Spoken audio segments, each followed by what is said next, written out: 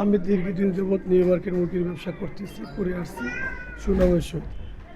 কিছুদিন আগে, প্রায় বছর দুয়েক আগ থেকে এই শামীম, বাবুল, মনির, সাইকেলেরা আমার কাছ থেকে আমাকে জিম্মি করে ছাতা দাবি আদায় করতেছে। এই আমি কিছুদিন পর্যন্ত ব্যবসা বাণিজ্য খারাপের কারণে কিছুদিন পর্যন্ত ছাতা দিতে পারতেছি না।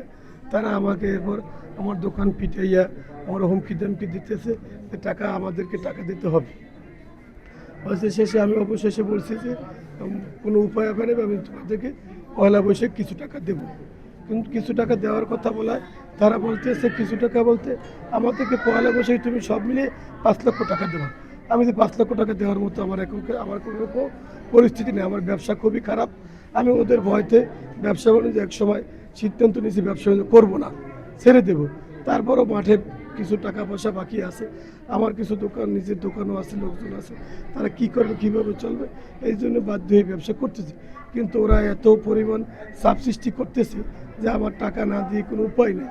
আমি গতকালকে বলছি যে আমি কিছু টাকা দিই, আমার 18 তারিখ হজের ফ্লাইট, আমি 18 তারিখ হজে যাবো। ওরা হজের কথা বলছে, হজের টজে যেতে যাও বা না যাও, টাকা না দিয়ে দিতে পারবো না, টাকা দিয়ে তারপর যাবা। আর তুমি আগে টাকা আমাদের টাকা বুঝাই দেবো, তারপর তোমার পয়লা বৈশাখ বাজার বেচা কিনে ভালো হইবে, ওই দিনকে আমাদের টাকা দেবো। আমি ওই দিনকে এত টাকা দেওয়ার মতো আমার কাছে ক্যাপাসিটি নেই, দিতে পারবো না। বলছে না টাকা দেবে। এই টাকা না দেওয়ার কারণে আমাকে তারা দোকানে এসে মারধর, ধারালো চাপাটি দিয়ে কোপ, এবং আমার যারা সারাইতে গেছে তাদেরকেও অনেক ইনজুরি হয়েছে, হসপিটালে অনেকে ভর্তি আছে। আমি এর সুষ্ঠু বিচার চাই, পটুয়াখালী জেলা বিএনপির কাছে সুষ্ঠু বিচার চাই, বাংলাদেশ প্রধানমন্ত্রী তারেক রহমানের কাছে এর সুষ্ঠু বিচার দাবি করতেছি।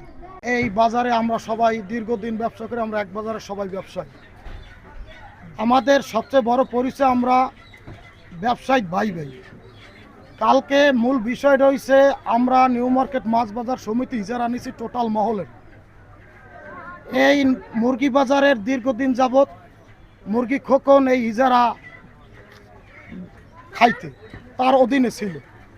এইবার ইজারাটা আমরা পাওয়ার কারণে সম্মিলিত যারা ব্যবসায়ী ছিল তাদেরকে মিলেই আমরা দিছি যে এক বাজারে ব্যবসা যারা করে সবাই যেন মিলেমিশে থাকতে পারে।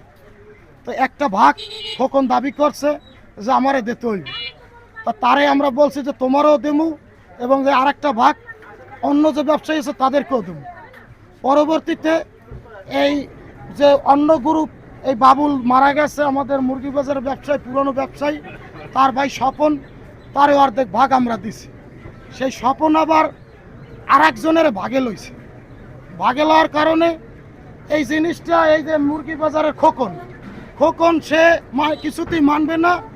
এক পর্যায়ে খোকনের আইন নিয়ে জিনিসটা ফয়সলা করার কথা ছিল যে আমরা বলছি জিনিসটা মিলেই দেব। কিন্তু যখন এই খোকন আসছে কিনিয়া ঝগড়া কাজ হয়েছে, আমি জানি, আমি আবার ওই সাইডে ছিলাম, আমি তাৎক্ষণিক শূন্য আমি গেছি, যাই দেখি একটু হাতাহাতি হইতেছে, ঝগড়া কাজ হইতেছে ইজারা নিয়ে। তখন আমি খোকনের তার আরদে উড়াই দিছি এবং যারা আসলে তাদেরকেও সরাই দিছি। আমি ঝগড়াটা থামানোর জন্য যথেষ্ট চেষ্টা করছি, সে জায়গায় আমি কেউ আঘাত করি নাই, কেউ হাত দিই নাই। এখন ঘটনা হয়েছে বাজারে ঝগড়া কাজিয়া এক জায়গায় থাকলে হয় অনেক সময়। আচ্ছা, আমরা বলছিলাম যে তারা চাঁদাবাজির কথা বলছিল, বিষয়টা যদি আসলে নিউ মার্কেট আপনি সাধারণ ব্যবসায়ী যারা আছে, আপনি টোটাল নিউ মার্কেট জিগাইবেন, চাঁদাবাজির কোনো দিন এই মার্কেটে ঠাই ছিল না। চাঁদাবাজি এই মার্কেটে সৃষ্টি হইতে আজ পর্যন্ত একটা টাকা কেউ দেন আপনারা? কেউ চাঁদা দেন এই মার্কেটে? কেউ চাঁদাবাজ আছে এই মার্কেটে? আপনারা কথা কন না কা আসলে চাঁদাবাজ? আপনি এইখানে প্রায় 100 মানুষ আছে, আপনি জিগান এই ব্যবসায়ীতে আছে। আসলে এটা হইলে একটা ঝগড়াটা দানা চাপা দেওয়ার জন্য, আসলে ঝগড়াকে জইলে কেন একটা সাদাবাজি একটা কথা। কালার এক্সপার্ট ডার্ক স্যাপ এবং মাইল্ড অন হ্যান্ডস টেকনোলজি সমৃদ্ধ অরিক্স অ্যাডভান্স ডিটারজেন্ট পাউডার আপনার লন্ড্রি এক্সপার্ট।